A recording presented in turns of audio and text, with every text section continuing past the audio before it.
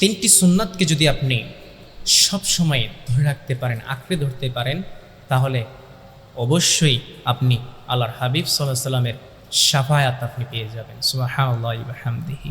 আমার প্রিয় ভাইরা, আমার প্রিয় বোনেরা, আমরা সব সময় একটাই চিন্তায় থাকি যে কি কাজ করলে, কি আমল করলে আল্লাহ তাআলা, আল্লাহ রাসূল সাল্লাল্লাহু আলাইহি ওয়াসাল্লাম আমাদেরকে সুপারিশ করবেন, রাসূলুল্লাহ সাল্লাল্লাহু আলাইহি ওয়াসাল্লামের সুপারিশ পাওয়ার ভাগ্য আমাদেরকে দিবেন। তিনটি কাজ, তিনটি সুন্নাত যদি আপনি সব সময় নিজের মধ্যে আনতে পারেন, তাহলে অবশ্যই আমি আপনাকে গ্যারান্টি দিতে পারি আল্লাহ রাসূলুল্লাহ সাল্লাল্লাহু আলাইহি ওয়াসাল্লাম আপনার জন্য কিয়ামতের ময়দানে শাফায়াত করবেন। সুবহানাল্লাহি ওয়া বিহামদিহি। কে না চাই যে আমরা কিয়ামতের ময়দানে, যে ময়দানটা হয়ে যাবে বিভীষিকাময় একটি ময়দান, যে ময়দানে আপন বলতে কেউ থাকবে না, আপনার আপনজনের আপনার পর হয়ে যাবে, আপনার রক্তের মানুষ, রক্তের সম্পর্কের মানুষগুলো আপনার বিরুদ্ধে চলে যাবে।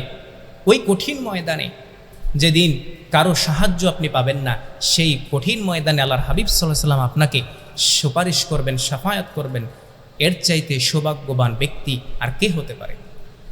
তাহলে যদি আপনি রাসূলুল্লাহ সাল্লাল্লাহু আলাইহি ওয়াসাল্লামের শাফায়াত পেতে চান, সুপারিশ পেতে চান, তাহলে এক নম্বরে আপনি সব সময় সর্বদা রাসূলুল্লাহ সাল্লাল্লাহু আলাইহি ওয়াসাল্লামের সুন্নাহ, যে আপনি সালাম, এই সালামটাকে আপনার ভিতরে আপনি কি করতে হবে? আয়ত্ত করতে হবে, আনতে হবে। অর্থাৎ আল্লাহর হাবিব সাল্লাল্লাহু আলাইহি ওয়াসাল্লাম ছোট থেকে বড় সবাইকে যখনই দেখতেন সালাম দিতেন। সুবহানাল্লাহি ওয়া বিহামদিহি। এজন্য রাসূলুল্লাহ সাল্লাল্লাহু আলাইহি ওয়াসাল্লাম বলেছেন যে তোমরা বেশি বেশি করে মানুষদেরকে সালাম দাও আর বেশি বেশি করে মানুষদেরকে খাওয়াও। সুবহানাল্লাহি ওয়া বিহামদিহি। তাহলে আপনি সর্বদা যাকে দেখবেন, ছোট হোক বড় হোক, তাকে আপনি সালাম দিবেন। যদি এই সুন্নাতটা আপনি আনতে পারেন, রাসূলুল্লাহ সাল্লাল্লাহু আলাইহি ওয়াসাল্লামের দাইমি সুন্নাহ, তাহলে অবশ্যই আল্লাহ তাআলা রাসূলুল্লাহ সাল্লাল্লাহু আলাইহি ওয়াসাল্লামের সুপারিশ আপনার ভাগ্যে দিয়ে দিবেন। দুই নম্বরে আপনি সব সময় জিকির করবেন, সেই জিকির যেটা রাসূলুল্লাহ সাল্লাল্লাহু আলাইহি ওয়াসাল্লাম বলেছেন। বিশ্বনবী সাল্লাল্লাহু আলাইহি ওয়াসাল্লাম বলেছেন, যদি কেউ অন্য কোনো জিকির নাও করে, শুধু আমার শানে দুরূদ যদি কেউ প্রেরণ করে, কেউ যদি শুধু এটাই বলে সাল্লাল্লাহু আলাইহি ওয়াসাল্লাম, তাহলে তাকে জান্নাতে যাওয়ার জন্য এটাই যথেষ্ট। সুবহানাল্লাহি ওয়া বিহামদিহি। তাহলে আমরা সব সময় রাসূলুল্লাহ সাল্লাল্লাহু আলাইহি ওয়াসাল্লামের সুন্নাহ, রাসূলুল্লাহ সাল্লাল্লাহু আলাইহি ওয়াসাল্লামের দুরূদটা আমরা সব সময় কি করব? নিজেদের ভিতরে আয়ত্ত করব। আমরা হাঁটতে, চলতে, ঘুমানোর আগে সব সময় আমরা পড়ব সাল্লাল্লাহু আলাইহি ওয়াসাল্লাম, সাল্লাল্লাহু আলাইহি ওয়াসাল্লাম।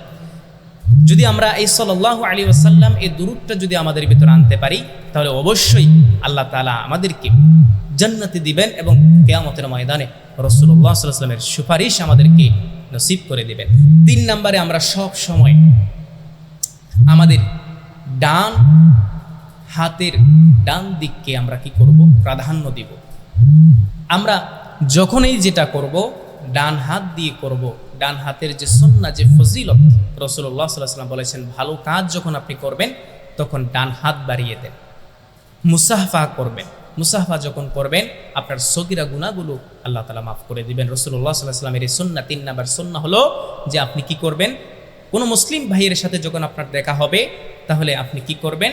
আপনার ডান হাত দ্বারা তার সাথে দুই হাত, ডান হাত এবং বাম হাত দ্বারা আপনি তার সাথে কি করবেন? মুসাফাহা করবেন। আর যদি এটা করেন তাহলে আপনার সগীরা গুনাহগুলো মাফ করে দেবেন এবং রাসূলুল্লাহ সাল্লাল্লাহু আলাইহি ওয়াসাল্লামের একটি সুন্নাহ পালন করলেন। এই তিনটি সুন্নাত যদি আমরা নিজেদের ভিতরে ধরে রাখতে পারি, আনতে পারি, তাহলে অবশ্যই আল্লাহ তাআলা আমাদেরকে জান্নাতে দিবেন, জাহান্নাম থেকে মুক্তি দিবেন।